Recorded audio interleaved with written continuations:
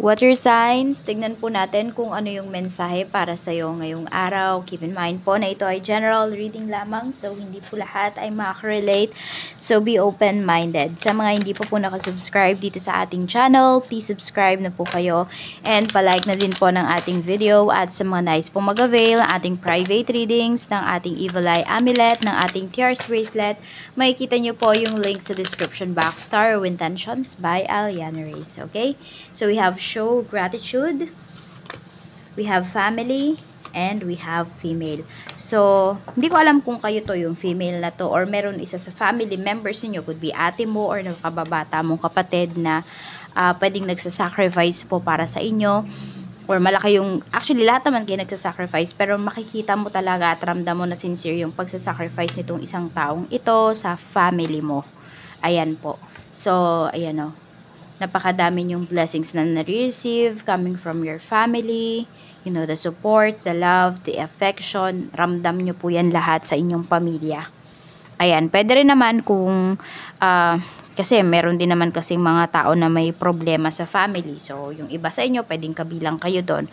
Pero meron ditong nagpaparamdam sa'yo na pwedeng nanay-nanayan mo or ati-atihan mo siya.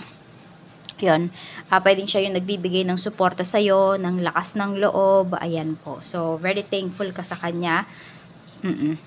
Tignan natin. Yung iba sa inyo, ang parang ang magagawa nyo na lang talaga is yung mahalin din yung kanyang pamilya, alagaan, or minsan dinadalaw po ninyo. Check natin kung ano pa yung mensahe para sa'yo. Pagdating naman po sa inyong pamilya, kamusta? We have 8 of Cups. Meron tayo ditong Knight of Swords. Okay, so pwedeng may family members ka dito na parang pabago-bago siya ng isip. Okay, meron din dito na lumalayo, umiiwas. Pwedeng ikaw yan, pwedeng isa sa family members mo. 2 of Swords. Wala siyang tiwala, may trust issues tong taong to. Hindi ko alam kung nakaranas siya ng pananakit, nakaranas siya ng abuse pagdating dito sa inyong family, kaya umiiwas siya. Alam mo yung aloof yung energy niya, aloof siya sa inyo.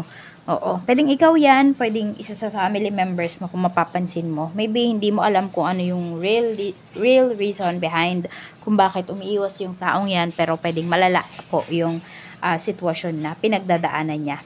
Yan. Meron din ako nakikita dito, feeling niya kasi parang pinagkaisahan siya ng kanyang pamilya. Kaya lumalayo na lang siya. Tignan natin, pagdating naman po sa mga kaibigan. We have Queen of Swords. Ayan. Energy ng kaibigan mo. Water signs. We have Page of Cups. Meron dito mahirap kausap kapag pag ikaw na yung may kailangan. Water signs. Ayan. Parang lagi na lang may excuse itong kaibigan mo na to, pero magaling siya kapag siya yung may kailangan talaga. Napapansin mo or ngayon meron pumapasok sa isipan mo kung sino yan. Ayun po talaga, itong kaibigan mo na to, sabihin natin manggagamit talaga siya. Pag siya lang yung may kailangan, tsaka siya nandyan sa tabi mo. Pero pag ikaw na yung may kailangan, ay wala na, hindi mo na yan mahahanap. O kaya alam mo naman kung nasaan siya, nakukontak mo rin siya, pero hindi siya nagre-reply. O kaya sabi ko nga, ang dami-dami niyang excuses pag ikaw na yung may kailangan. So, tignan natin ano pa yung mensahe pagdating naman sa love life mo. We have Judgment. Ayan, pwede po na you are very happy with your love life right now. Meron dito, pwedeng kakakasal nyo lang po. Or, meron kasi kayong big decision na ginawa dito pagdating sa inyong relasyon. Ayan. Tignan natin kung ano pa yung mensahe. We have 9 of Cups, di ba? Sabi ko sa inyo, napakasaya po ninyo pagdating sa inyong relasyon. King of Swords. Nakita mo talaga, sabi natin, ikaw mismo, water signs, nagiging responsible ka with your family, nagiging responsible ka with your relationship, at ganun din yung person mo. Ayan, siguro, kaya ka masaya kasi masasabi mo talaga na responsable yung taong pinili mo na makasama. Ayan po, with this King of Swords. May plano po talaga sa relasyon ninyo. Yung hindi mo mararamdaman na iniiwan ka sa ere. Kasi parang yun yung issues mo eh. May mga tao dito na lagi kang, parang ginost ka, iniwan ka sa ere. Pero dito sa person mo, hindi mo siya nafe-feel. Tignan natin, pagdating naman sa kaperahan, we have the Empress. So, marami pala sa inyo dito is kayo yung breadwinner sa inyong family.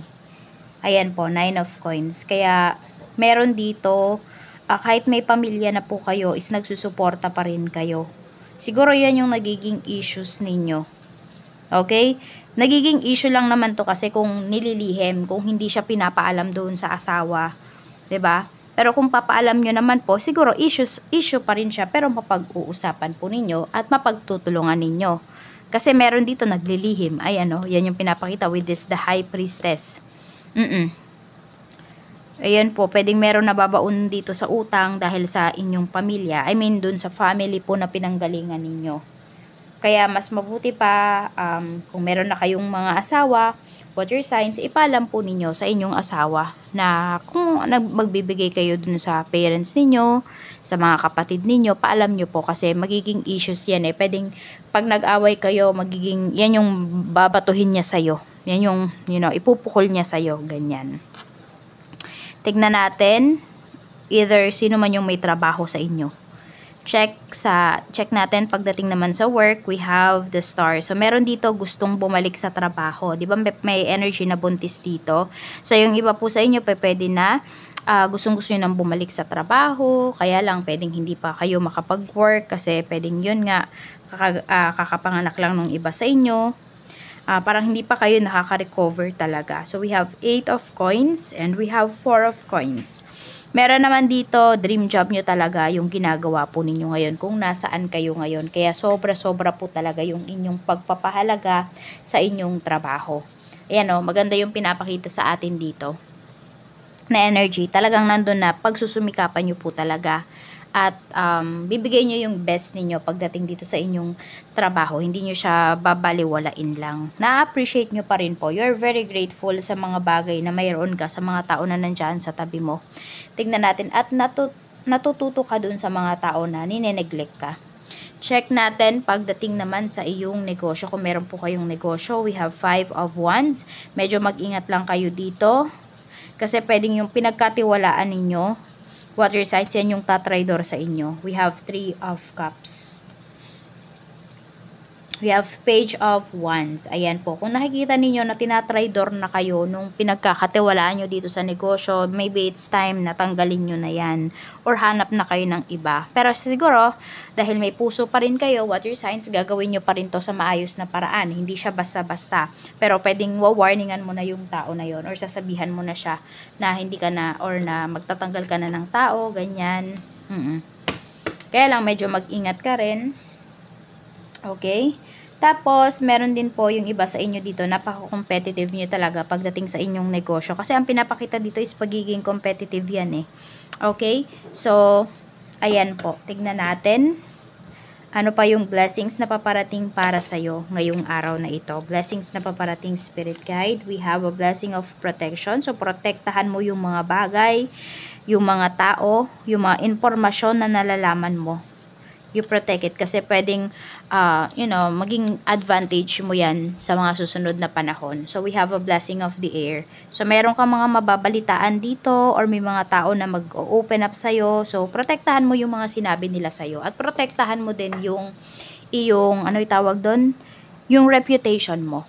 Diba? Kasi sinabi nila sa'yo yun, ibig sabihin, pinagkakatiwalaan ka nung taong yon. Water signs. Number 2 and number 23, yan po yung inyong lucky numbers. Blue, green, at saka violet po yung inyong lucky colors. Maraming salamat po. Mag-iingat kayo always and more blessings to come.